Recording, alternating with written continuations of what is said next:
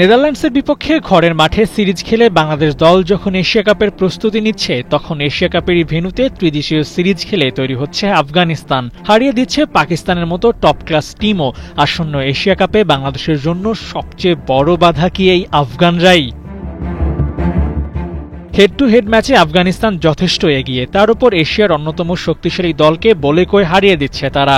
তার থেকেও বড় কথা, আফগানিস্তান ওই দলগুলোর বিপক্ষে জয় পাচ্ছে যাদের কাছে কিনা বাংলাদেশ সিরিজ হেরে বসে আছে। সংযুক্ত আরব আমিরাতের বিপক্ষে টাইগারদের সিরিজ হারটা এখনো যে দগদগে ঘা হয়ে আছে। ত্রিদেশীয় সিরিজ খেলার আগে গেল ৮ মাসে কোনো টি-20 ম্যাচ খেলেনি আফগানিস্তান, কিন্তু দলটির সময় মতো ঠিকই ফর্মে ফিরেছে। ট্রাই নেশন সিরিজে সংযুক্ত আরব আমিরাত ও পাকিস্তানকে একবার করে হারিয়ে ফাইনালের দ্বার প্রান্তে।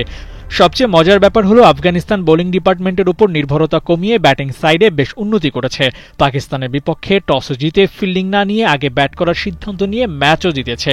রশিদদের এমন সাহসিক ক্রিকেট খেলার দিনে বাংলাদেশ দল ঘরের মাঠে নেদারল্যান্ডসের বিপক্ষে টস জিতে বোলিংয়ের সিদ্ধান্ত নিয়ে ডিফেন্সিভ ক্রিকেট খেলার প্রমাণ দিয়েছে।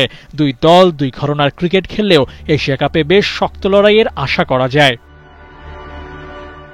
এশিয়া কাপের হিস্ট্রিতে বাংলাদেশ দলের অভিজ্ঞতা আফগানিস্তানের থেকে ভালো। টাইগাররা ৩বার ফাইনাল খেললেও আফগানিস্তানের দৌড় সর্বোচ্চ সেমিফাইনাল। তবে এবার রশিদদের যে প্রস্তুতি, তাতে বাংলাদেশের পূর্বের অভিজ্ঞতা ছাড়িয়ে শিরোপার জন্য ফাইট দিলেও অবাক হওয়ার কিছুই থাকবে না।